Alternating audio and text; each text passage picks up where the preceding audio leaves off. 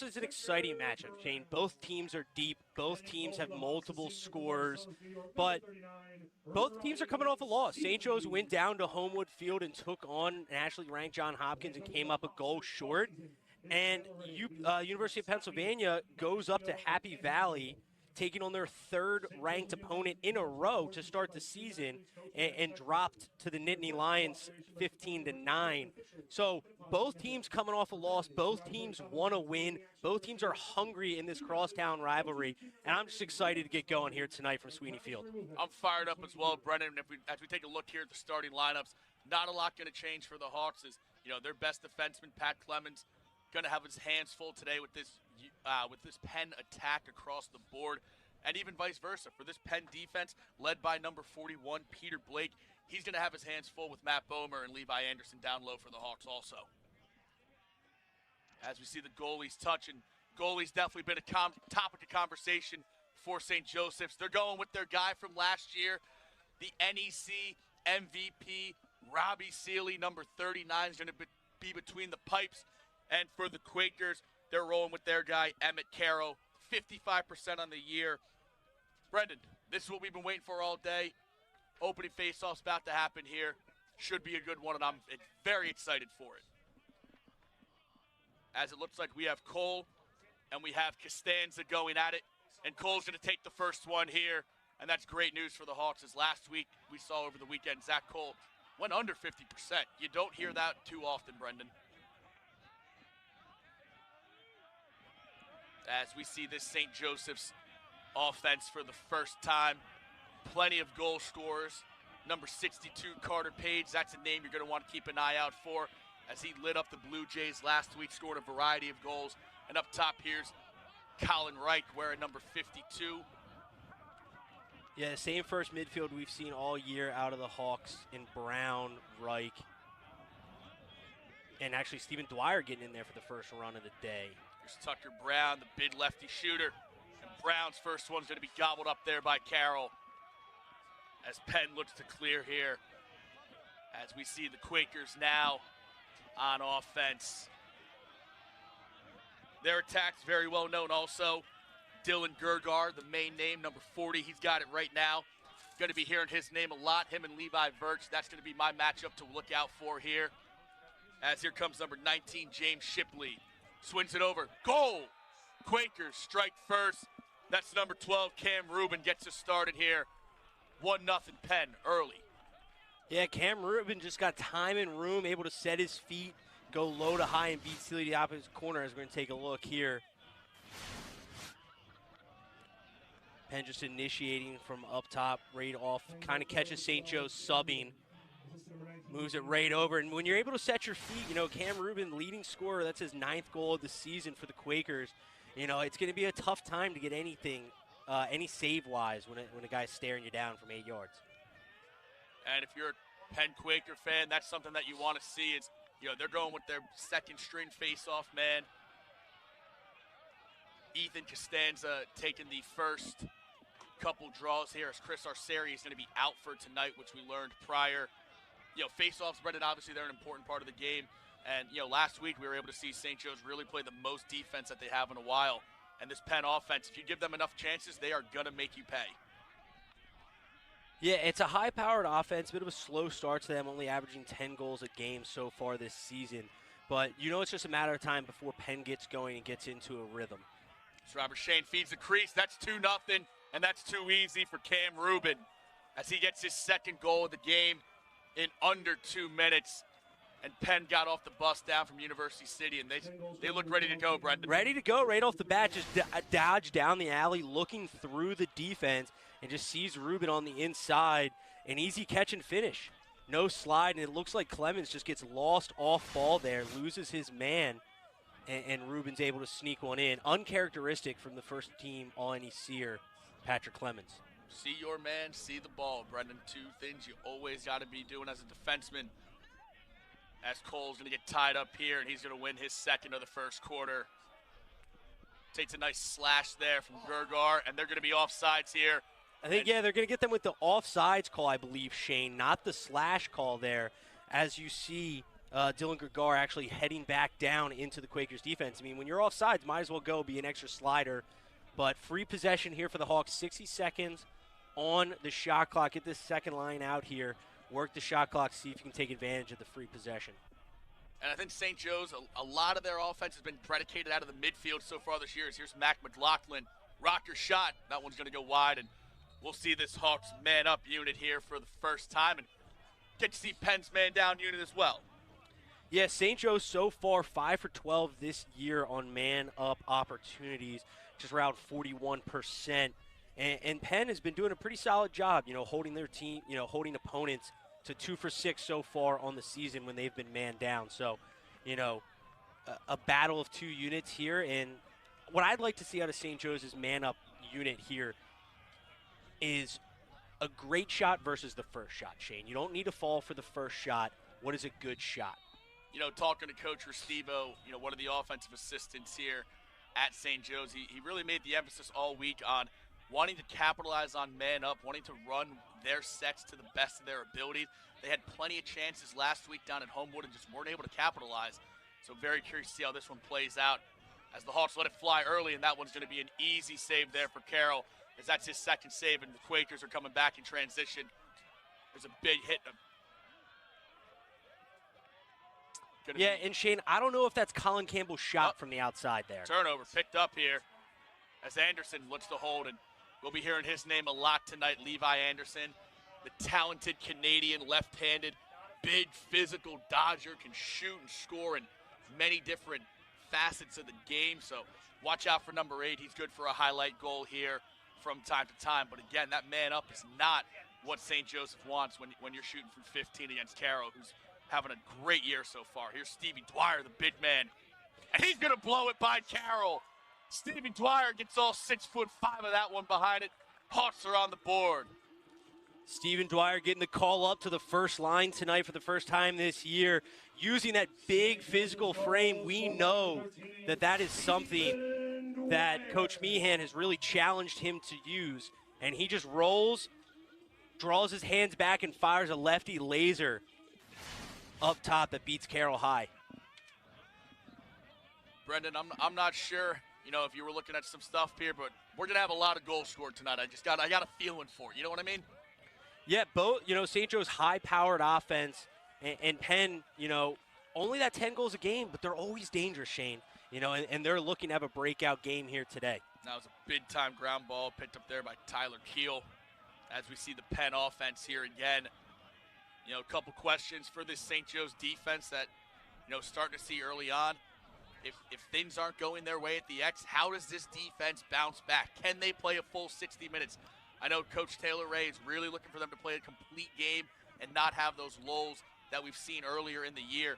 And this Penn offense, can they get things going early and finish these games strong as they're spinning this ball right now? As we see Cam Rubin up top here, he's got a couple goals, and here comes the All-American Hanley with Virch all over him. Big save there, Seeley gobbles it up, and they're going the other way. Here comes Clemens. Hawks have numbers. Anderson lets it go. Bang! Levi Anderson. And that's just what St. Joe's needed. You get all 6'5" of Sam Hanley going downhill. Robbie Seeley goes low, makes the save, and he's up out over the top, Shane. Right out over the top to Clemens, who just, sticks with it, gets it right to Anderson. One-timer for the big lefty, and we're drawn back to even, Shane. That's stitch side high, Brendan. If those are going for the Hawks, it's going to be a very, very interesting game to see how this one goes. And like we saw in our first game earlier here, it's a game of runs. So don't expect this one to be going back and forth. But Seeley all over that, really reads that shot well, keeps his line, and, a pretty good outlet is. Looks like Penn's going to win this one off the ground as Cole's going to be all over him there. As Cole Peters causes it. And here comes Peter Blake. Takes a big shot hit there. By Gallahan there. And looks like St. Joe's going to carry that physical style that they did down in Homewood on Saturday up here where that game was getting chippy. Big time hit from. It was Michael Gallahan, number 1, the D-midi, just laying the body, nice legal body check on the inside. and causing the errant pass. And anytime you see a big hit there by number 1 from St. Joe's, you got to think of guys like Ray Vandergrift, Stevie Dunn, just some hard-nosed number 1 guys. But, you know, this St. Joe's offense, if you keep giving them chances to score, they're going to be able to make you pay. Yeah, and that's one of the ones where, you know, Penn doesn't win the clamp, but they get the ground ball off the face-off. They want to be able to capitalize on those opportunities against Cole. St. Joe's really looking to attack here with this second line, led by Captain Ryan Duran. Great slide there by Penn, all over him in his hands, number 46. Brendan Lavelle just doing a great job swarming, and Lavelle's going to cause that turnover. And Clemens unable to keep it from going over and back, and this is where Penn can be dangerous in transition. And we saw where St. Joe's got exposed here earlier in the year a few times, and just like that, we are at 9 minutes to go here in quarter number 1, 2-2 between our top 20 matchup with the Hawks and the Quakers. As we see Penn's first line, here comes number 3, Robert Sheehan. Shot in front, just off the mark there by Gergar. Yeah, I think he didn't realize how much time he really had on the inside there. Shipley, nice move. Back feet inside. Gobbled up here by Verch. Penn's really emphasizing feeding into the crease early. You know, maybe that's something that, you know, Mike Murphy and staff saw on film and they really want to try and take advantage of. But they're really doing a good job jamming the crease there. You know, just couldn't handle that one. And that ground ball earlier by Verch, who's going to pick it up here. Very talented young defenseman from Canada. Had a tryout with Team USA, and he finds another Canadian, Carter Page, who catches that over the shoulder on that far sideline in the new lights here. I don't know how he saw that one, Brendan. Shane, not many guys are going to make that catch there. Carter Page shields the defender off his body and really handles that pass very nicely there. That's trust. That is trust in your clearing game as we get to see this St. Joe's first line again.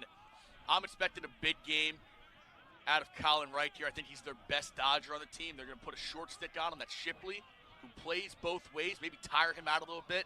But here's Anderson, a very known lefty shovel shot, one-handed. Just misses that one wide, and we'll see Dwyer here pick it up on the near side with just 20 remaining on the shot clock as Dwyer initiates. Hands free, lets it go high over the net. Penn's going to support their short stick, slides very early there, you know, forcing the shot. And Tucker Brown's going to be drawing the pole, number 70, B.J. Ferrer. So these other guys with those short sticks really have to get theirs worth. As here comes Anderson. Feed inside to Page. Page dumps it inside. Wow. That's Bomer. That's Bomer. Pardon me. Anderson to Matty Bomer. He's doing his best Carter Page impression there, Shane. You know, Anderson, short time on the shot clock. They got to do something. So he just dumps it into Bomer, who's completely covered, Shane. It's just completely covered there by Ethan Till. And Bomer just gets one in the net. And St. Joe's going to take a 3-2 lead as we step aside here. Honey, did you find your debit card? Nope. Disabled it. Did you deposit my check? I sure did. And transfer money to Abby? Done. Wow. Stay connected with the Univest app because we could all use a little more wow. There's nothing like the promise of a new day.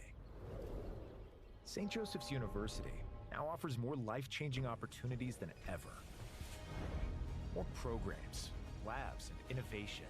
More majors, more to explore, more to celebrate. Backed by over 170 years as Philadelphia's Jesuit University, St. Joseph's changes lives, starting with yours. 8:35, please. Oh, I forgot my wallet. Been there before. Thanks. How can I repay you? You could pay next time. Save yourself the embarrassment. Link your Univest card to your mobile wallet.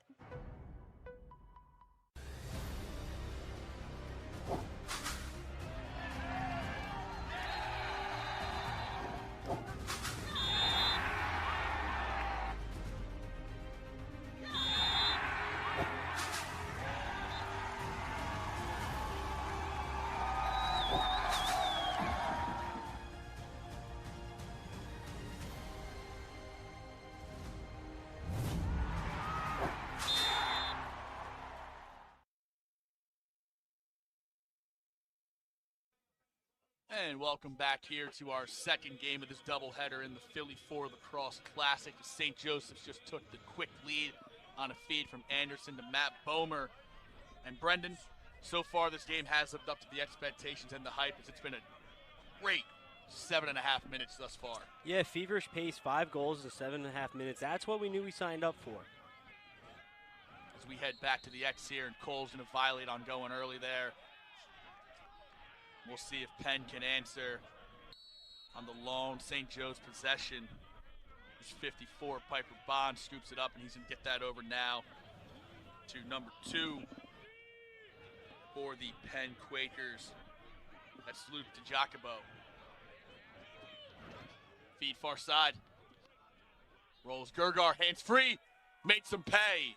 Dylan Gergar out of the roll dodge. We are tied at 3. Shane, that's just a big boy dodge and a big boy goal. Shooting through his defenseman is number 40, Dylan Gergar, as we'll see here on the replay. He just rolls back to the middle of the field, no slides coming, and just shoots through the stick, you know?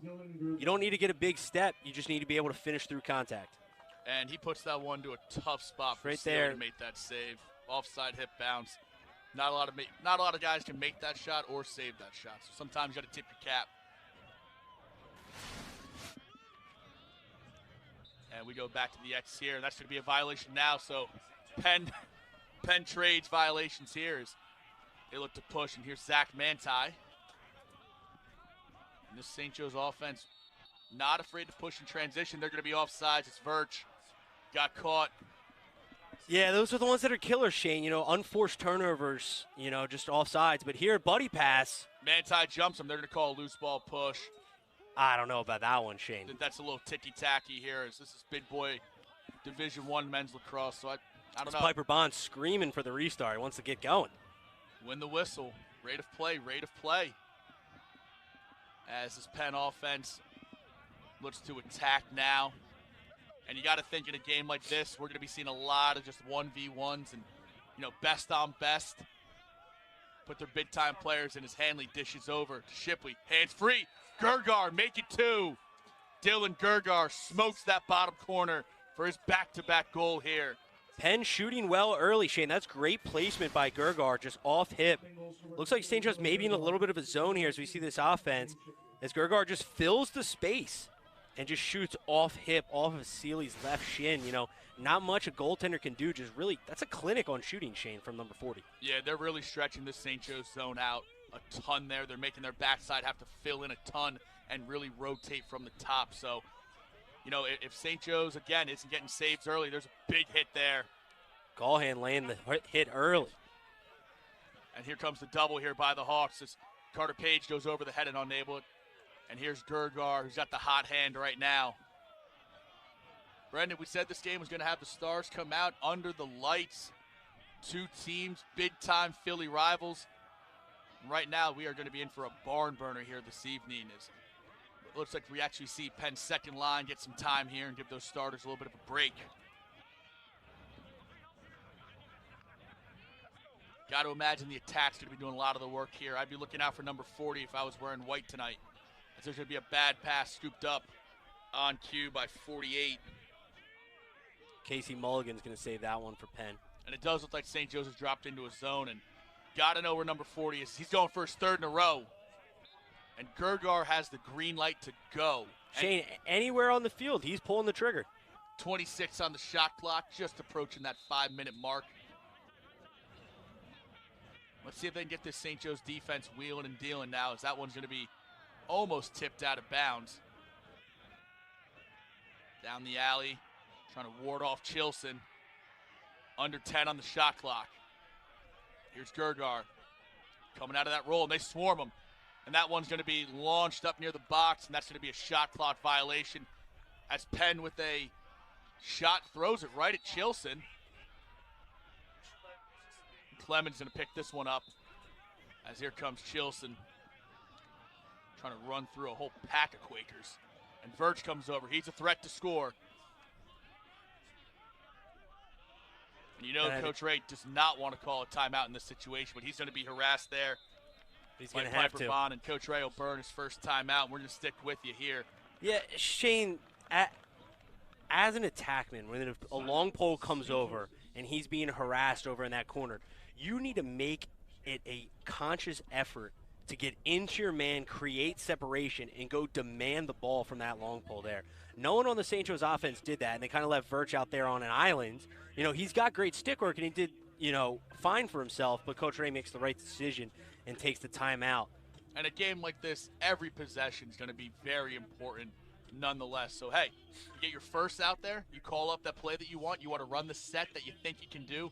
I personally would like to see Tucker Brown get going a little bit. He's got probably the best shot on the team.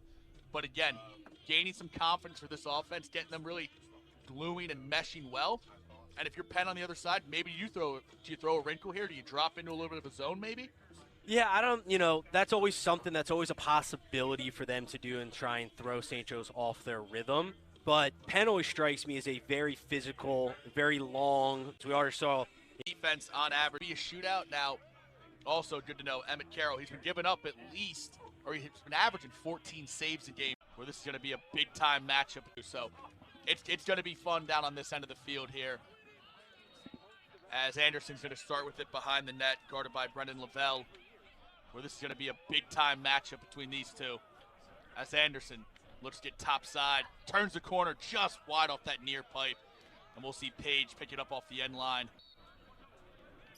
where he'll draw the assignment of Peter Blake, Penn's best. Here's Dwyer. Freight train. Here comes a double. Spins it over to Reich. Reich, a little bounce in that step. Creates space. 30 on the shot clock. It's Dwyer again. Lowers that shoulder. Over to Anderson. Anderson right-handed. Don't see that much out of the Canadian going righty there down the alley. I was going to say, haven't seen that one in a long time for Levi. 20 on the shot clock. Here's Reich. Surveying. Staying on that island. Over to Bomer. He lowers the shoulder. Gets to 5 and 5. Here comes a double. As he gets tied up and moved off the corner. Hands free. Off the back of somebody's head. By Page. Picks it up. Carter Page picking up the loose change. And he deposits that in the back of the net. And we're tied up at 4 here on the hill. Shane, we saw that in the first game of, Villanova Drexel, of Drexel cleaning up the garbage. Carter Page follows his shot. Low time on the shot clock. Ball doesn't quite reach the net. Hits a Penn defender, and Page sticks with it in wide open net. Unfortunate there for Penn, but great hustle play by number 62, Carter Page. Ground balls win games, Brendan. Ground balls win games. And I think that's going to be a key factor in tonight. Whoever is willing to pick up the tough ground balls, especially off a rebound in front of the net, it's always good things are going to happen as Cole is able to win this one to himself. And Shane, he does that so well, winning the ball to different areas. He can win it back to himself. He can win it to his wings. Looks like Shane Cho's got a little bit of numbers here. Feeds inside. Anderson's able to pick up. And Anderson's fortunate in my book to get that one back. Zach Manti a little bit too covered there for me. I'm all about pushing transition, getting those guys their looks. But in a tie ball game, tight early, let's work it around. 3 minutes to go here in quarter number 1 as we see the St. Joseph twos. Here comes McLaughlin, Philly native. Here's William King. What a big-time game on Saturday. Or the youngest guy on this offense. He's got big responsibility. Early slides from Penn, really trying to force St. Joe's to move the ball. Duran sweeps. Duran just misses as Bomer is able to beat out Bond on the end line. Or sorry, not Bond, I apologize, Ethan Till. And Matt Bomer, kind of the quarterback, you could say, of this offense for St. Joe's. He's a heck of a feeder. He can shoot as well. Really would like to see him get going here today as he battles on the corner. Great defense there by Till, battling with Bomer on the corner. Comes a little pass down, pick down. As Anderson sweeps. He's got the short stick, Shane. This is what they want. Slide's going to come early from Penn. Move it. Hands free. Kane says right off Carroll's chest, and Bomer unable to corral the ground ball. And that's going to be Penn's ball off of St. Joseph's. 50-50 battle to the end line.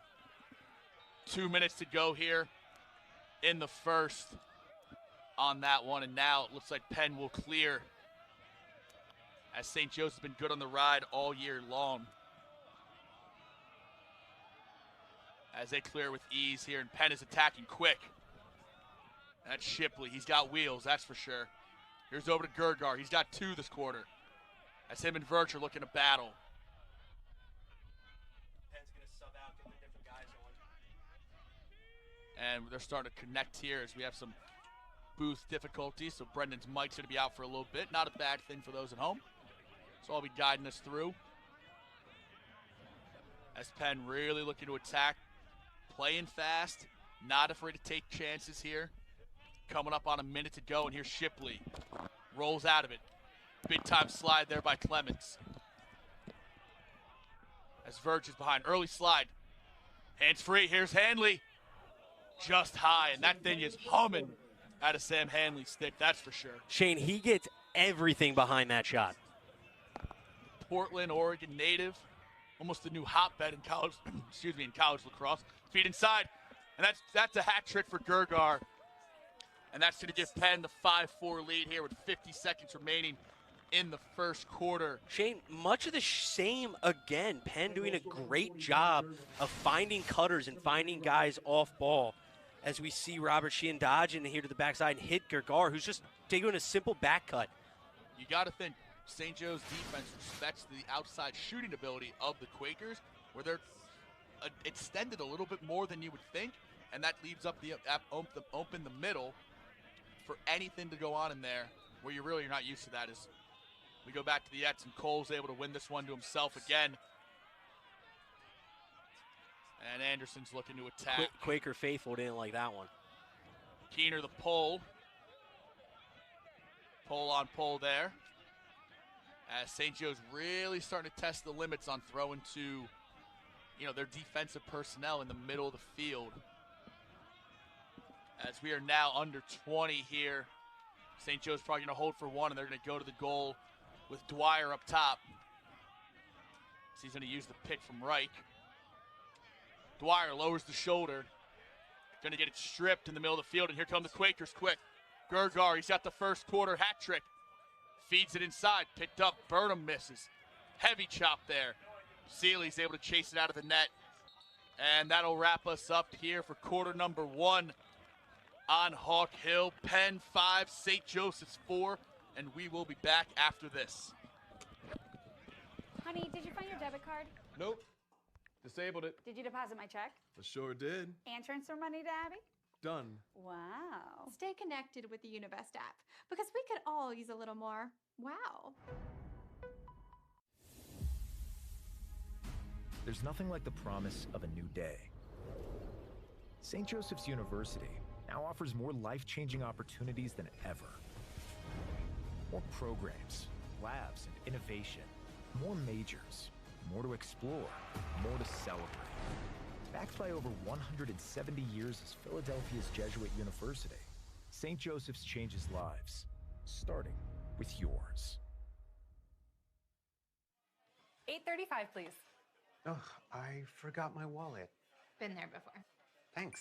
How can I repay you? You could pay next time. Save yourself the embarrassment. Link your Univest card to your mobile wallet.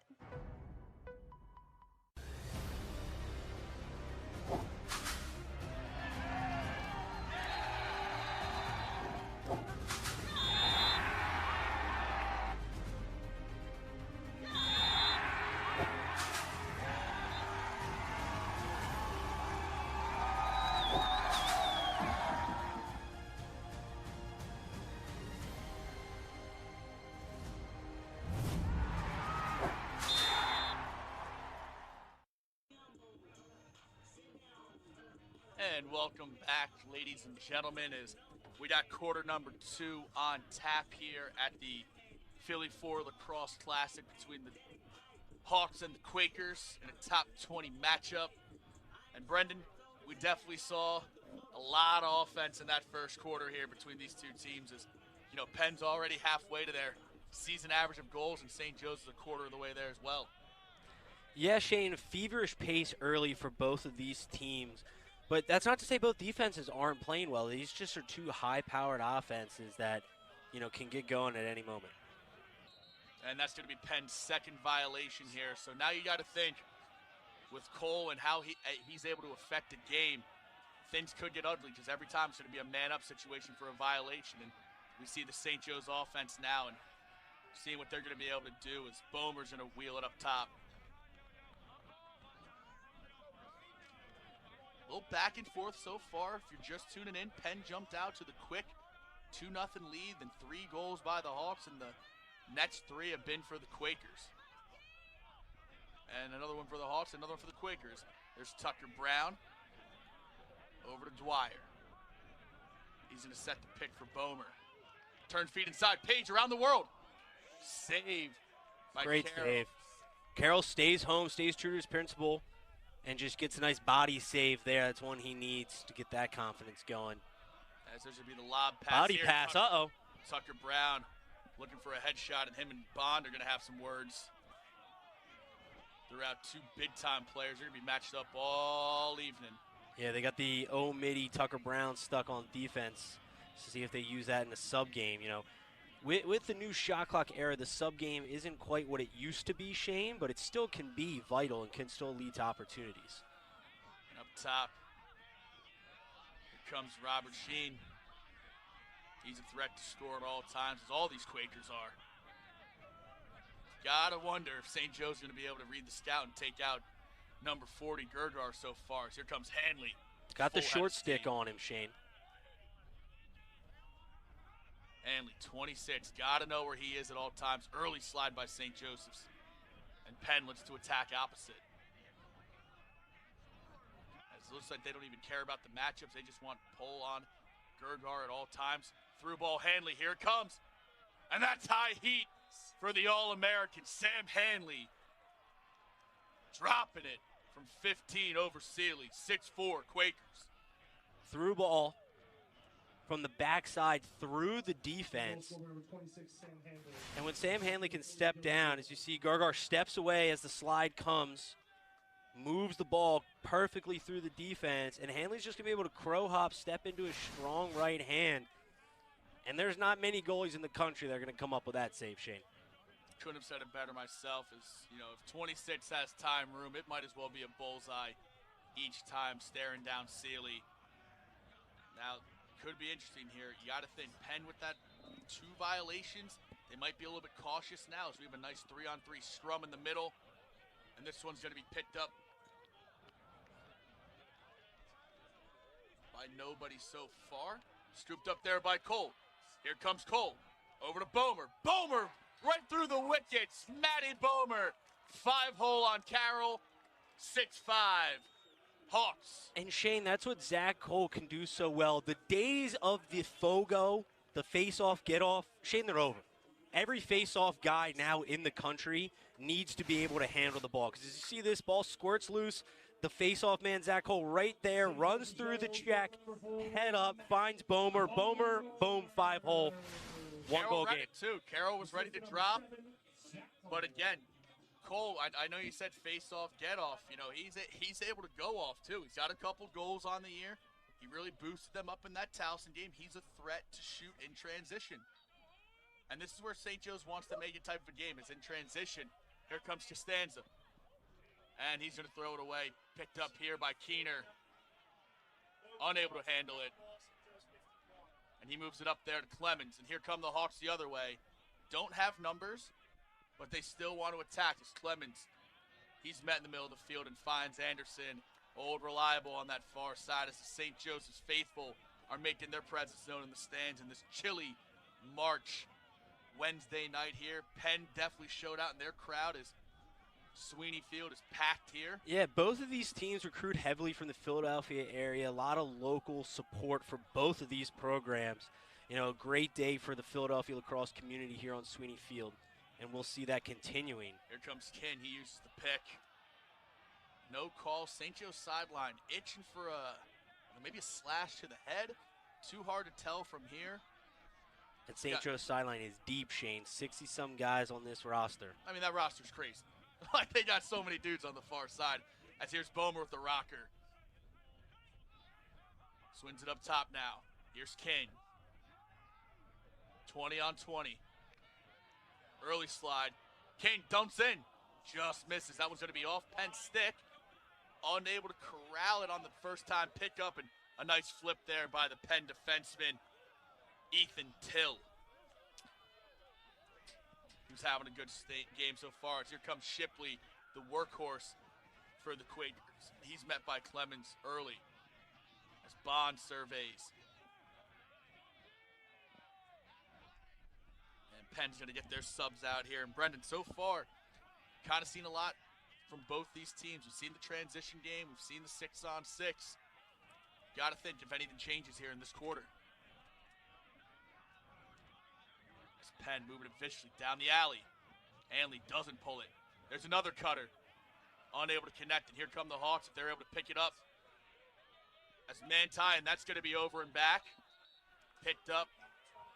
It's a good call by official there. Gabe Fury just goes over and back with the ball. He might have thought it was tipped there, you know, because he didn't look like he made any effort. Watch out for Popek. Popek, time, room. Big time save. Wow. First pass going the other way, and here comes Penn on their own. Emmett Carroll staring down by a defenseman, long pole, Matt Popek, and he just raises up and makes a great save, punches the sky there, and steals one from the Hawks. If you're Popek, you might want to change planes on that one with that 6-foot pole coming overhand. But, again, you got to step down to 10 yards. You got to let it fly. As it looks like we see St. Joe's drop back into that zone that we saw earlier here. Feed inside. Gergar looking for number 4 as that one just brazed over the crossbar. And Shane, they're jamming everything inside tonight, are the Penn Quakers. They must have saw something on that Hopkins tape and looking to really take advantage. There's some high heat, and that one's gobbled up as Sealy really needed that save to get something going here. We trade back-to-back saves by both goaltenders. You know, both teams go high. Both goalies make a save. Big-time wrap check. St. Joe's still keeping their D-mids on. And they're going to do a wholesale as Bomer matched up here. Down to Carter Page, not known to being a Dodger, but we did see some of that on Saturday on film, Brendan, where he went off against Hopkins. Yeah, Shane, you know, he's the inside finisher guy. He's the one who, you know, the Canadian, the crafty, you know, find him in space. If he's open, if he's covered, he's still open. Dwyer and Bond battle up top. Two absolute mooses up there. Here's Anderson. Absorbing checks. And Wright calling for it. He thinks he's got something up top. Right to his left, redodges. Colin Wright, known to being the feeder on this team, looking to be more aggressive this year. As Bomer through. Over to Page. Page gets smoked, and that's going to be a man up here for the Hawks. Yeah, that's a tough one there for Bond. You know, he's running hard. He's filling the slide. And, you know, Carter Page is falling to the ground there. You know, you still have to be able to control yourself as a defender. But, Shane, as you and I both know, as defenders, we hate those, right? You know, the guy's already given himself up. He's fallen to the ground. Yes, you made contact with the head and neck, and by the letter of the law, it's a penalty.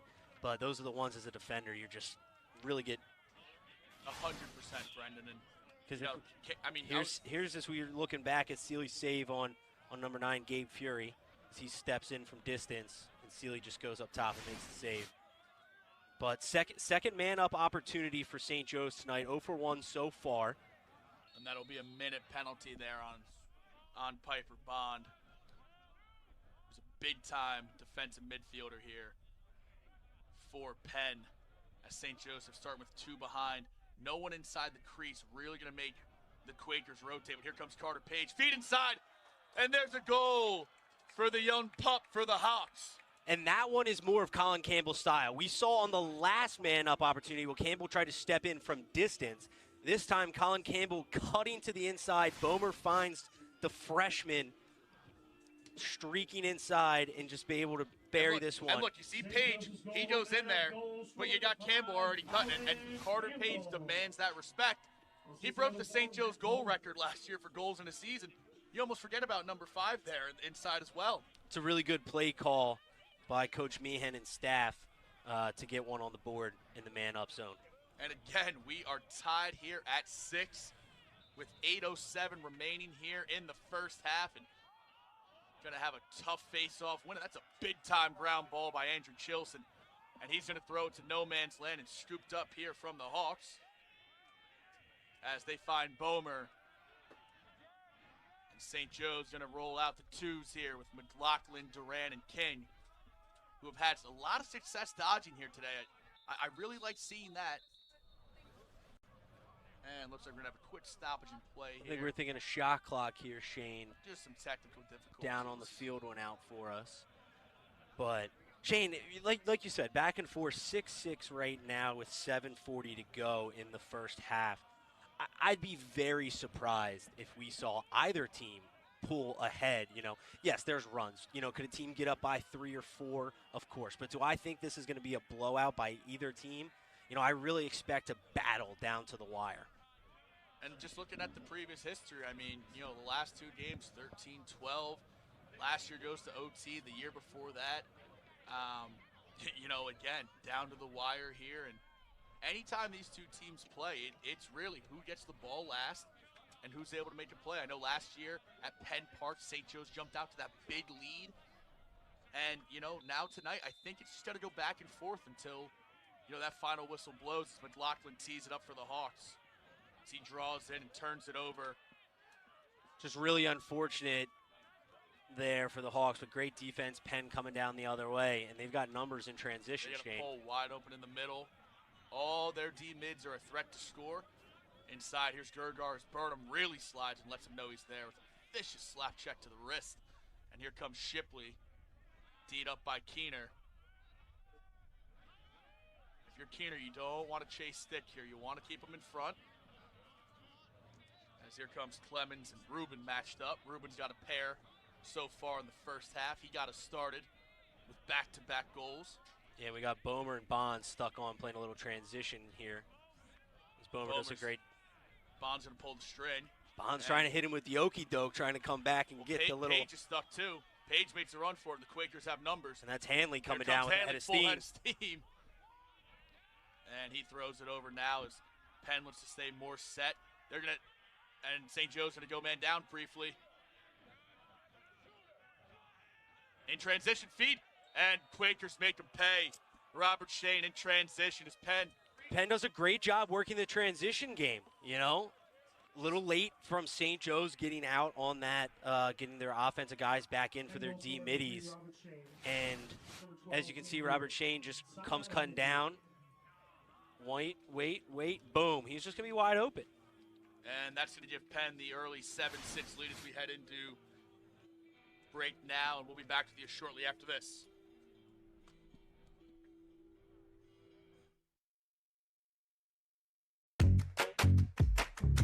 Joe Brown, we gotta replace this. You paid $90 to Ceramics. Joe Brown sent you $45. Easily customize alerts with the TD Bank app.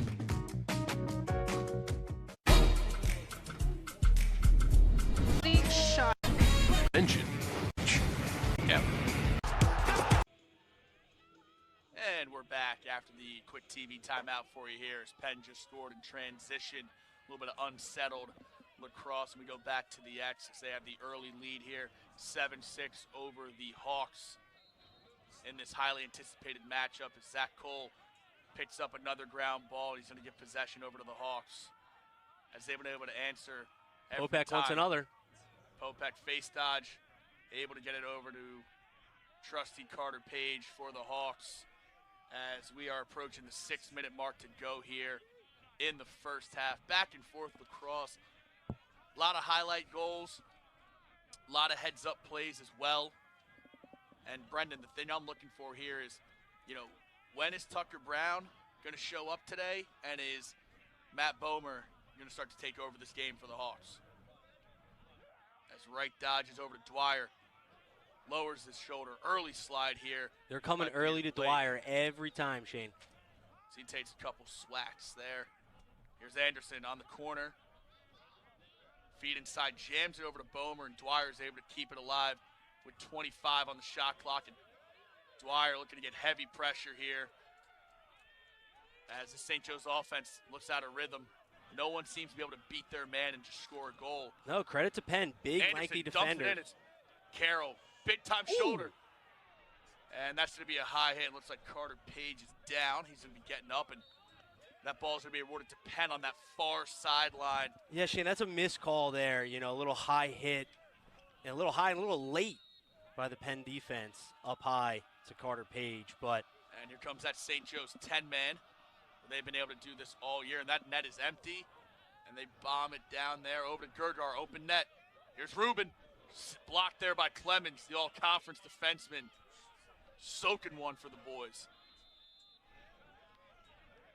As both teams get their subs on the field, Shipley's going to stay. Two-way workhorse senior. So he looks to go down there to 60 for the Quakers. Tyan Walsh, number 60, first time getting out there today. Shipley able to keep that one down low as he rolls out. Clemens slides early, and they get an open guy on the backside if they're able to move it. Throws behind. And that one's going to be launched out of bounds by the Quakers here, and St. Joe's will be able to clear it now. And Brendan, you know, hasn't really been an issue so far for both teams. Is the ride and clear. Both teams do it very well. Penn actually #1 in the country in clear so far. And St. Joe's looks to be able to at least disrupt their riding stats here as they are able to get over that nice and easy. As Levi Virch, who is a threat in transition, you may have seen last year, he scored 2 goals in that NCAA game against Yale, and he's going to stay so far. As Page over to Chilson. And they're going to be able to get their guys off as 50's under the shot clock now.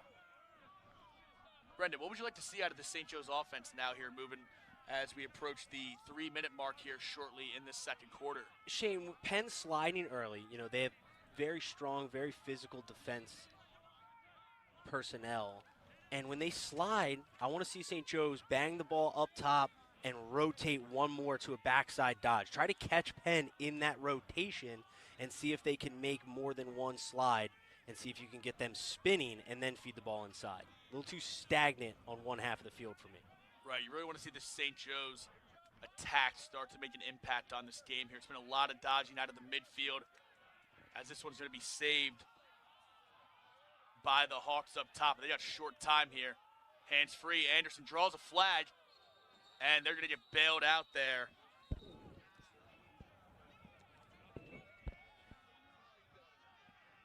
And St. Joe's will be going man up here again as Anderson gets bailed out by that slash call. Time was winding down as McGorry was able to save that ball from going over and back.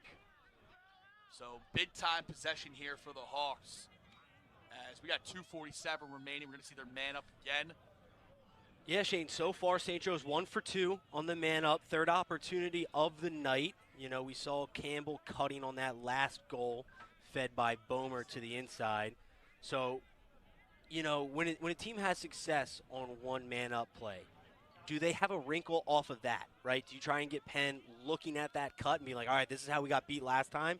We're not going to get beat like that again because good defenses don't allow that to happen. And do you have maybe a backside slip or a backside seal to a step down that you can run off that same formation? I think we're going to see something here where Campbell might be a goal-scoring option after a lot of other stuff goes on, and he's going to be sneaking on some back pipes here. Just got a feeling about it, him putting guys in a bind. You want to make a guy have one play two and really stretch with Bomer. Lets it go, and that's some high heat. Matty Bomer fist pumps, and we are tied at 7 here on Hawk Hill. Welcome to the party, Matty Bomer, second goal of the day. And Bomer absolutely lets this one unload. And it's his turn to step in from distance. Look at his hands, Brendan. Hands free, lets it go. You know where he learned that? He learned that at the Deemer Class School of Shooting. Yeah, Shane, you know, that North Carolina native really can pull the trigger from anywhere. He's not just a Dodger. And we're knotted back at 7 here as we go back to the face-off dot. Now remember, Penn's got those 2 violations. Next one on them would result in a man up for St. Joseph's. Cole uses that to his advantage. Here comes Cole. All-American. Lets it go. Gobbled up by Carroll. As Cole takes a shot on that one. And he's going to jog off. And Penn looking to clear to St. Joe's does not use the 10-man. They're going to keep Sealy back in the cage. Yeah, and that's just what Penn needed, right? Great save by Carroll there, not letting Cole beat him. Shipley drawing some heavy contact here by the Hawks as Hanley's got a short stick. Got to go early to big 2-6. He's also a great feeder, not only a great shooter. Really just want to get the ball out of 26's stick if you're on the St. Joseph's defense. But then, Brendan, there's other guys that can beat you too. Yeah, Shan, there's a reason that this is a top 20 team, only with one win on the season. This is their 4th ranked opponent of the year. And it doesn't get any easier for the Quakers. They've got their next 4 games. All those teams, Shane, they're also ranked in the top 20. Sure, Coach Mike Murphy really signed up for that one this year, but it's always great. It's going to make them better as Hanley gets in. 20 on the shot clock. Feet inside. Unable to get rid of it. Great handle. Surveying. Tynan Walsh. Walsh with the shorty. Looking to get a step. Doesn't draw the slide. Hanley says, I'll do it myself. Hanley says, I'll do it myself. The big man gives Penn the 8-7 nod. Hanley knows, short time, I got to go. Give me the ball. I'm the All-American. I'll take over from here. Just goes downhill to his left hand and is able to beat the shot clock and beat Sealy. And look at that. Popek approaches, no bottom foot to his top shoulder, allows Hanley to sweep to his left hand in the middle. And, man, if 26 gets his hands free, you might as well tally up the scoreboard. And, Peter's there on the adjacent slide. Got to recognize that there's low time and go to Hanley and either make him shoot through you or make him make a touch pass as the shot clock's winding down. But great recognition by 26.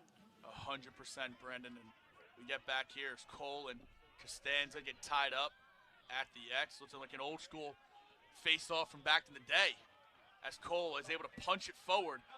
Scooped up by Keener.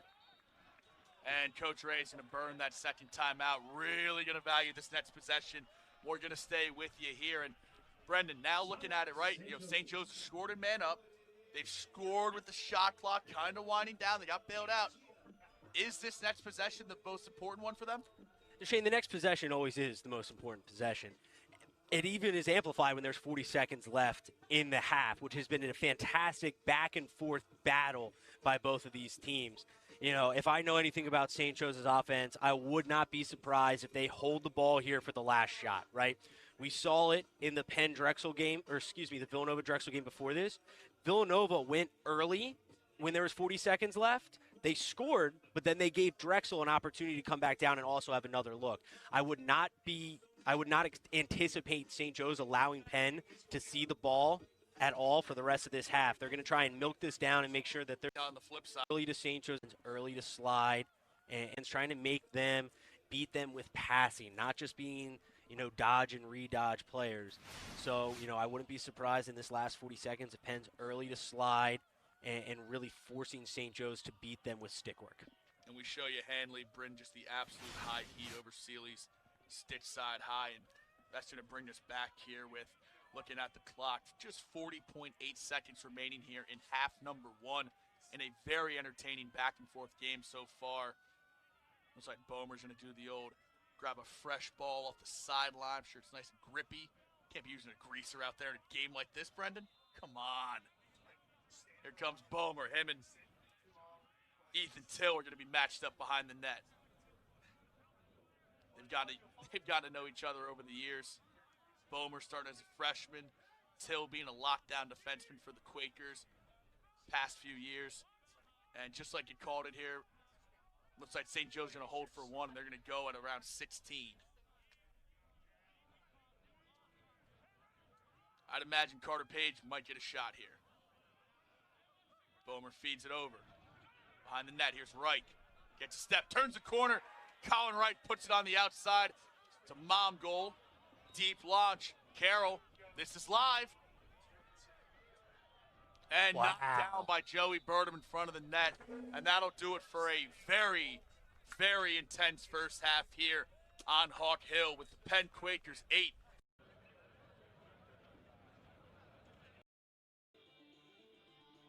see this St. Joe's offense here. Anything sticks out for you?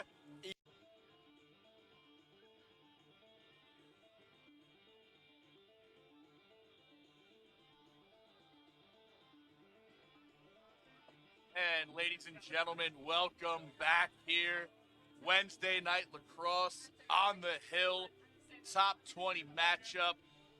I'm Shane Taggart here with my main man, Brendan McNicholas. And boy, Brendan, that was a fun first half of lacrosse here as we got 8-7, number 16, number 17, back and forth. I know we just went over the stats here pretty briefly, but Gergar and Bomer leading the way with their goals. And boy, Brendan, we've had some fun this first half. Anything sticks out for you? Yeah, I mean, Shane, it's been back and forth. Penn, 7-4 on turnovers there. That's something that definitely Mike Murphy is looking at his team to clean up. And the thing for St. Joe's, Robbie Seeley, 2 saves so far today, Shane. We need Robbie Seeley to get hot. We need Robbie Seeley to make some saves to keep St. Joe's in this ball game. If you're Penn, clean up those turnovers, and you can really set the tone. Excited for the second half. And Emmett Carroll at 7 saves in that first half, which is great. And that's going to be holding on Penn. That's going to be a violation on Costanza. First violation. Violations reset every half, so those 2 from the first half are wiped out. So we're back to 1 violation for Penn. Remember, 3 violations is a 30-second technical. As we get to see this St. Joe's offense here, I really think, Brendan, the first 1 to 10 might be able to run away with this one.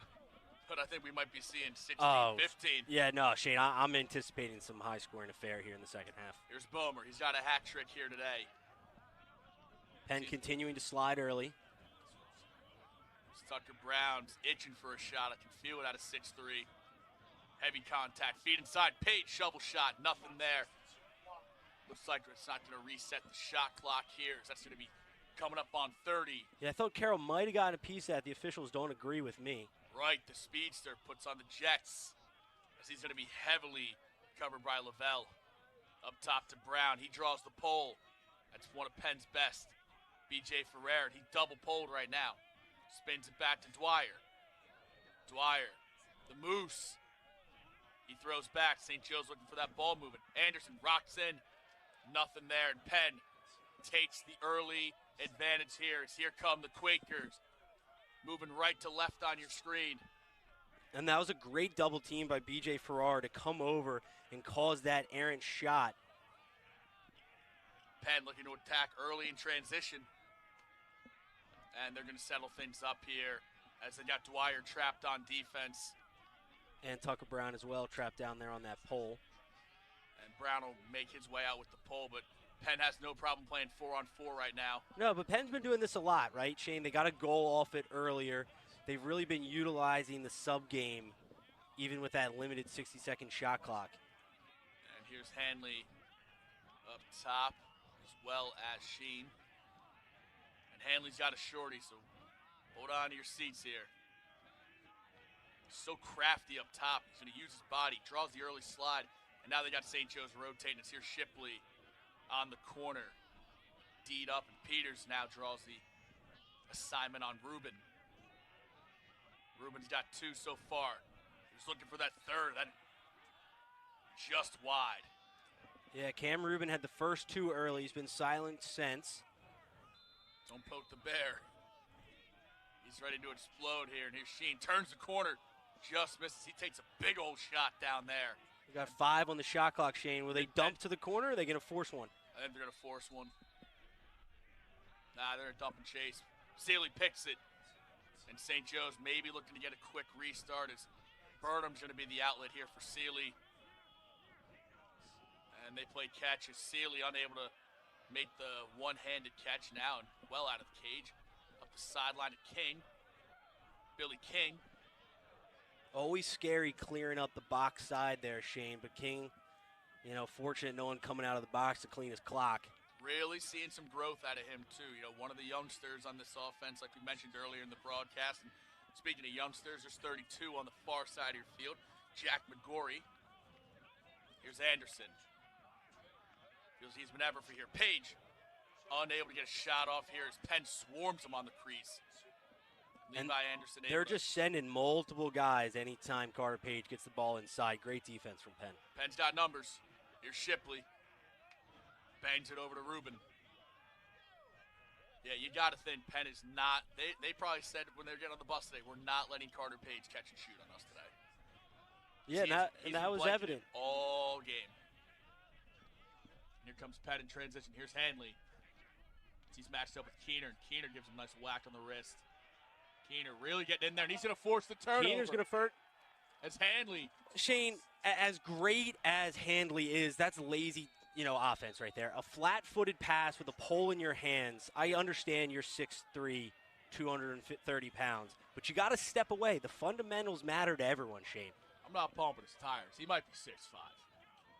You're right, he is. I mean, that's a big dude out there.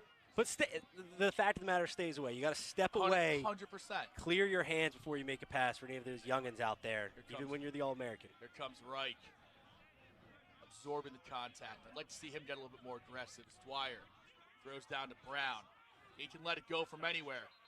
Tucker, Brown ropes it. They're going to call interference, though, on Dwyer. That's about Shane, it's a foul. Yeah. It's a foul. He Gotta was set your moving. feet. His feet were, if he weren't set there and sweeps the middle of the field, a foul's a foul. There's no moral victories, but if you're 63 and white and seeing that one go in, you know where the sweet spot is on Carroll. As already 5 minutes into play, we're going back and forth here. And it's just nonstop. No one able to break through yet. Both coaches must have tightened up that defense. Shane, here's a guy, Gabe Fury, who looking to have a breakout second half. Gergar rings the pipe. The marksman himself. Got to find out. Got to see 40 in blue. Got to know where he is. Penn gets the fresh shot clock as Hanley and Keener go back and forth. There's going to be a turnover over and back by Penn. Carter Page unable to pick it up. As Peter Blake, a little extracurricular on that one. Give him a little tap, tap, tap on the wrist. Listen, every good defenseman likes to get into an attackman's head by giving a little poke here, a little touch there. Don't be afraid to push the sock down either, right? Almost thrown away as Peters, but Carter Page able to handle that, as we're going to see. Start to hear the Penn sideline get into it down there. This will be a fun. Both teams won it, Shane. Here's McGorry, spin move, sees the slide coming, moves it. The second line doing what they're coached to do. Here's Duran, the captain. Over to King. Can this line beat a man, score a goal? As Penn very eager to double. King, muffin up top. Not his game, Shane. Anderson's banging on that bottom hand. And St. Joe's going to show a little bit of a 10-man, nothing major. As Blake runs it over, and he's going to launch it down there. Down to 24, Ben Smith.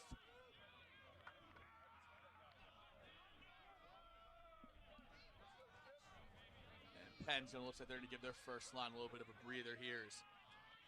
48 for the Quakers. Coming out, and here comes Hanley, full head of steam. Go. Choo-choo, get off the tracks. And Shane, again, something's up with Hanley's stick here. That's 3 passes in a row.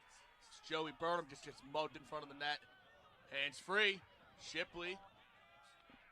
Heavy slashes here. Looks like It's going to get a reset of the shot clock, though, for the Quakers. it's Gergar, and they're going to cover him up. As he's got a short stick. You got to think you got to put a pole on 40. As they get a 70s on the shot clock here. Early slide. Throw back. They got the Hawks spinning. Good recovery.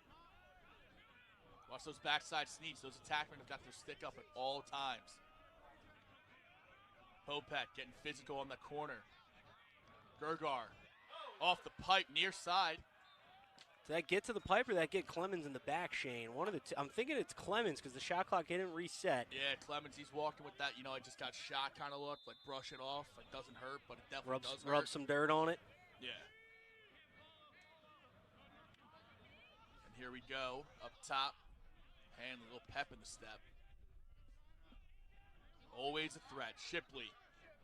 That's popcorn for Sealy, and he needed that one. Really good to see Sealy make a nice save and dangerous pass in the middle. Gallahan does a nice job going back to the ball there. There's Uno. Still a one-goal game, even though it feels like it could be a little bit bigger. St. Joe's is really struggling to get their offensive going and getting some good shots. As Anderson, here comes a double on him. Both these teams not afraid to slide. And Penn's defense, so well known for their well-coached close defensemen. You know, always have good footwork, always know where to be. Shane, you know who it really stood out to me so far today? B.J. Farrar from the LSM position had a really great day so far. He's all over the place up top, and there's Stevie Dwyer. Turn and rake Carroll. Dwyer ties this up at 8. Dwyer's second of the day, gets the scoring started here in the second half. He's got the short stick on him, and he just leans in, uses all 6'3", 240 pounds, and just bouncer. Shane, the bouncers will go. It's 8-8 here as we'll step aside in the third quarter.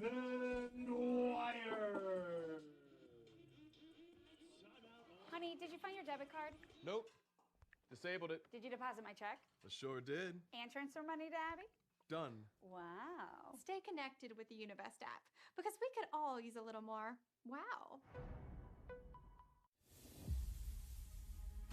There's nothing like the promise of a new day.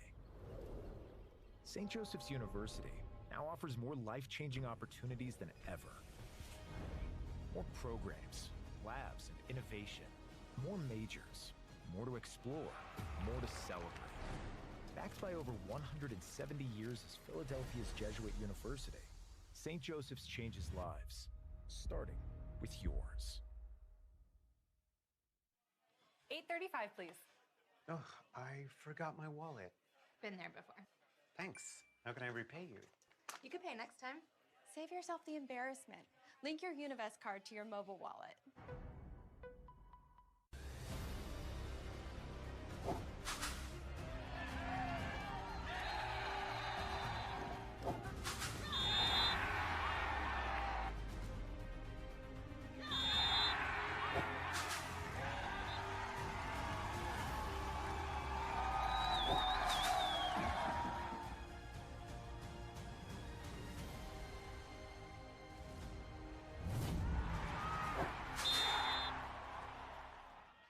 And welcome back, ladies and gents. Here we are tied up at 8 now.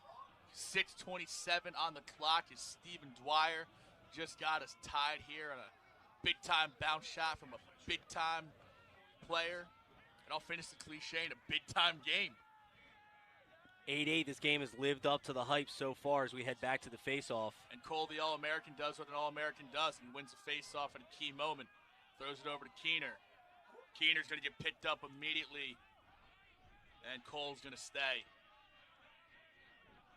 Can't say enough about Zach Cole, what he means to this St. Joseph's team. He's the straw that stirs the drink, Shane. He might hit the 1,000 face-off wins this season. He's approaching it. He's getting close to 900. There's a lot of season left, so hopefully that'd be a heck of a milestone to go catch Kevin Massa from Bryant. Come the Hawks in a little bit of an invert now as they're going to go at Bond. It's McGorry. Over to Bomer.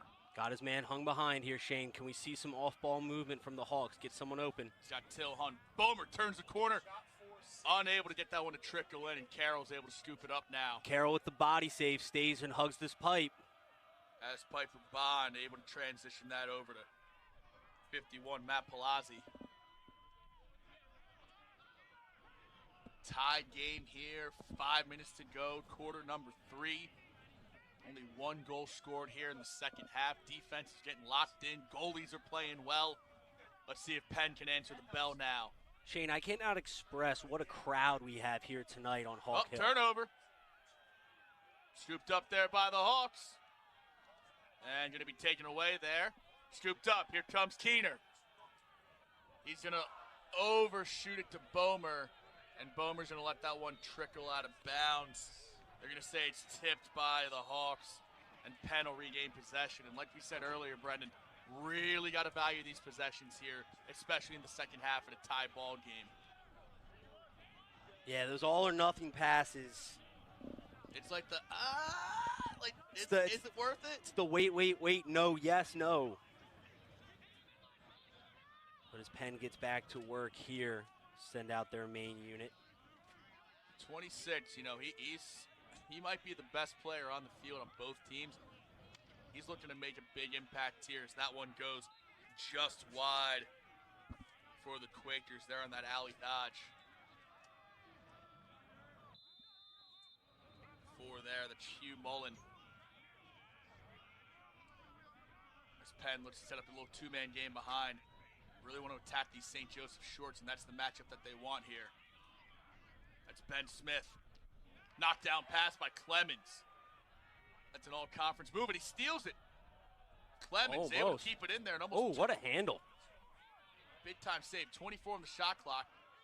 Shot's free, and he's going to beat Sealy on the bounce shot. That's 32, and that's Hugh Mullen. Hugh Mullen does a great job with a little S dodge right there, getting back to the middle of the field and getting his stick in his strong right hand. As you see here off the rotation, he just gets right face dodge back his man, but then S's back to the middle of the field, gets to his strong hand, finishing through the contact, and puts a bouncer in as we got a man down here for the Hawks. It's number 50, Andrew Chilson. Looks like something's going on with his foot there. But Shane, that, you know, it's a great goal there by Penn to go back up 1-9-8, 3:43 to go. The scoring slowed down a little bit here in this third quarter as we're going to take another look at that most recent goal. But, you know, scoring slowed down a little. Penn with 2 goals so far this half. St. Joe's with the 1.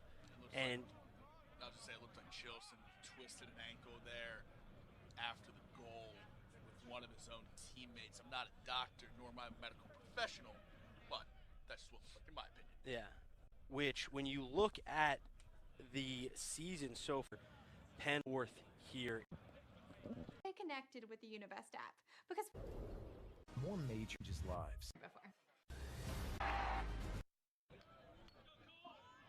And we are back now after that slight injury timeout here. Hope everything is going to be well there for number 50, Andrew Chilson. As we head back to the X, and that's going to be the second violation there on the Quakers. Second. They changed up their face-off strategy, and now that's something to really take into consideration here with about, you know, roughly 18 minutes to go in this game. It's one more violation. St. Joe's goes man up from here on out at the X. So let's see if the Hawks can answer that Penn goal.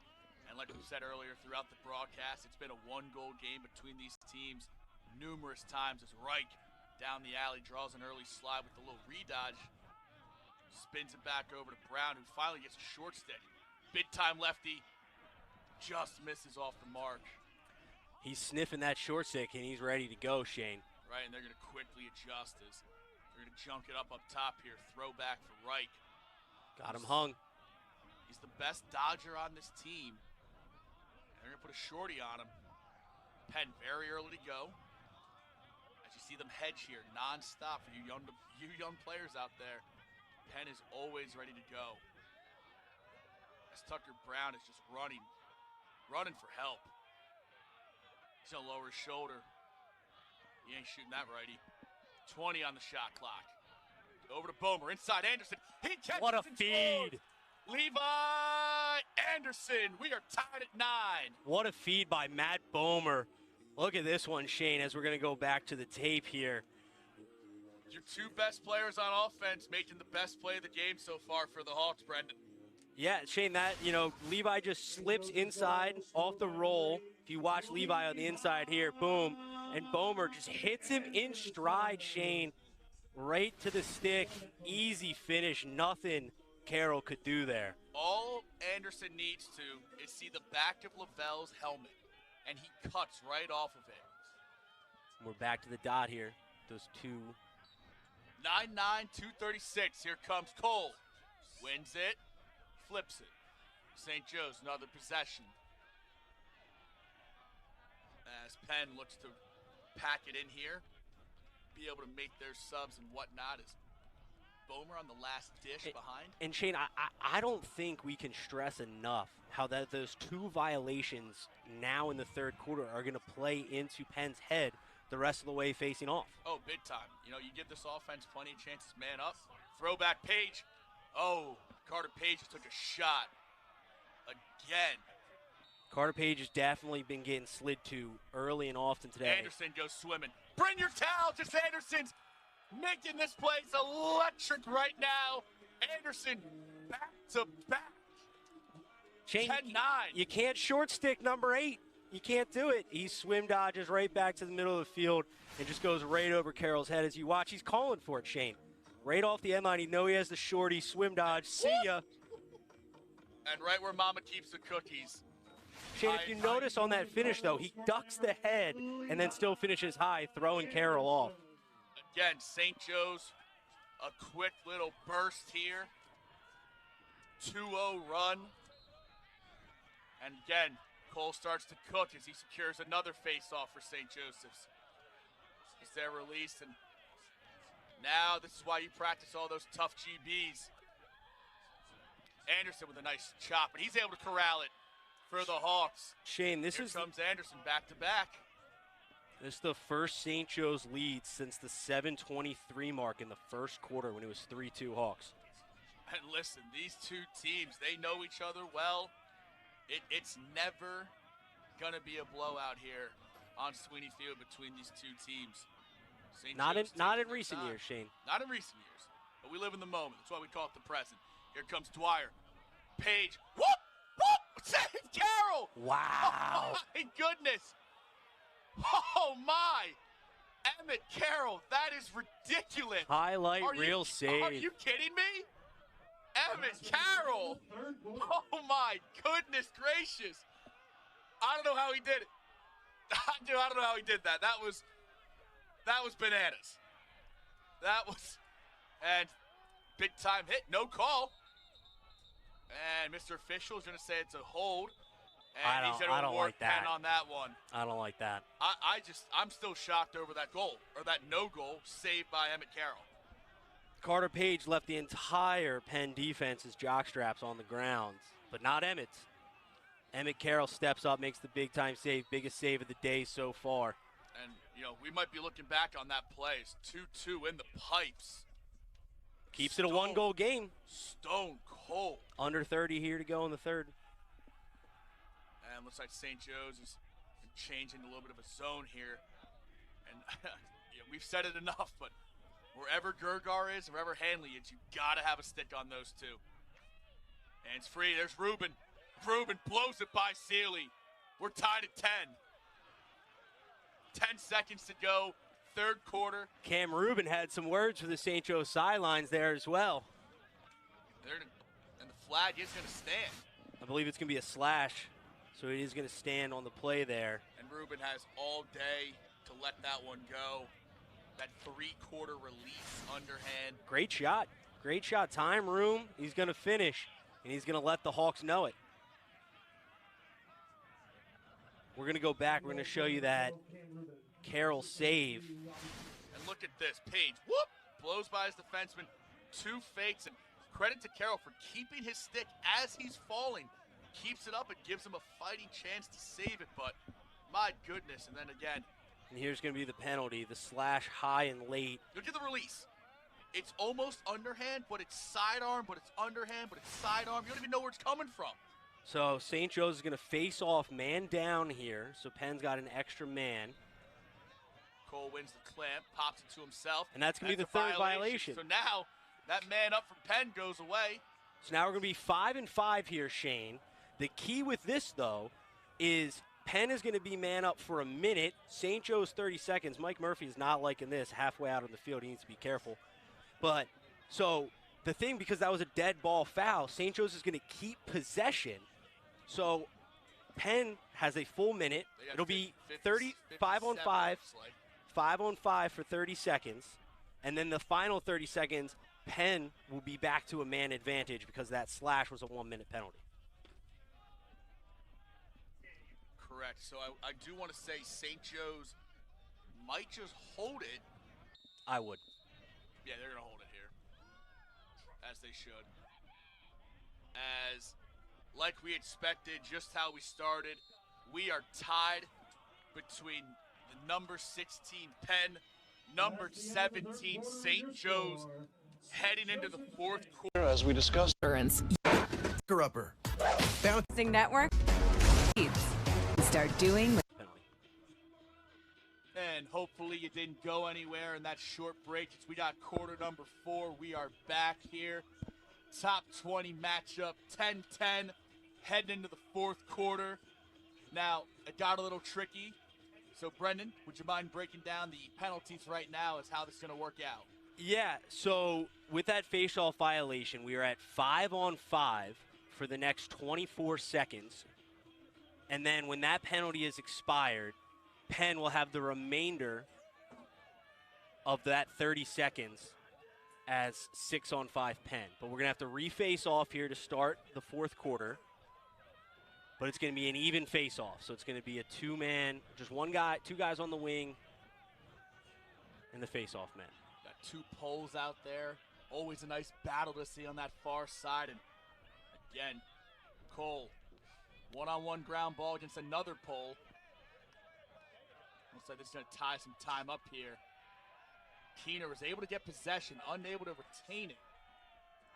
Great strategy by Penn, going with the 2 poles on the face-off there.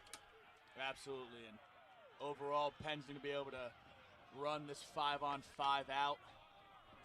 Now, St. Joe's, they're going to be man down now for 22 seconds here. So I don't believe Penn. They're actually going to get it right into it here. Here's Ruben, lets it fly. Kick save and a beauty by Seeley.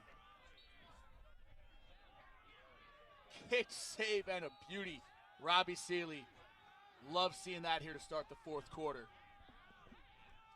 As Penn still man up here, under 5 on the man up. Ruben's got a hot hand. Through. Loose in front. Gergars picks it up. We're all even, Shane. That's the end of the penalty. We got 40 on the shot clock here for the Quakers. As this place is on their feet here at Sweeney Field. As Hanley fumbles it. Runs into his own man. St. Joe sends the house, and they're going to call a hold. I don't like that hold call. I mean, it's a play on. 25, and they're going to reset the shot clock for 60. Because of the hold. Here's Hanley against Peters. It's the right call, Shane. Because of the hold, they're going to reset the shot clock. It's the correct call. And Hanley's going to even if the fans in the stands don't like it. As the St. Joe's defense cannot give up a inside goal here as they made a couple subs on defense for the Hawks. Here's Hanley. Go now. Draws a slide. Now they get the pole on him. Can St. Joe slide and recover multiple times? Down the alley. 20 on the shot clock. Here's Ben Smith. Up top, Ruben. Kicks it over. Here's Hanley. Feed inside. Tip. One more. Goal. Quakers. 24. That's going to be Ben Smith. He gives the Quakers the 11-10 nod here. Early. I'm not sure if Hanley was trying to throw that to him on the backside, but it gets there. And the tip through on the backside, and you're going to get one-on-one on the backside. As we watch it here, let's see where he's looking. As it tips off, who that tips off of? It tips off Shipley and goes right to Hanley. You know, unfortunate for the Hawks, but, you know, nice roll there in the favor of the Quakers. And Hanley's going to get that. Interesting here on the face-off X. There's another violation on Penn, so St. Joe's gets the man up now. So this is going to be super interesting here moving forward. Is, you know, now St. Joe's is like, all right, if you want to violate every time, we're going to go man up. So not only does the threat of Zach Cole beating you forward or behind, well, now they're going to go man up every time. So yeah, Shane, I kind of like Penn's strategy on that man, you know, that 5-on-5 face-off. You know, I would just put a pole on Cole. Don't jump, don't do anything. Let him win the clamp and then harass him from there. Well, that's what I would do. Well, we saw that against Providence, and he went 24-24. So just, I mean, there's not a lot you can do. He's that good, but again, I like where your head's at. You know, thinking outside the box. Brown! Ooh.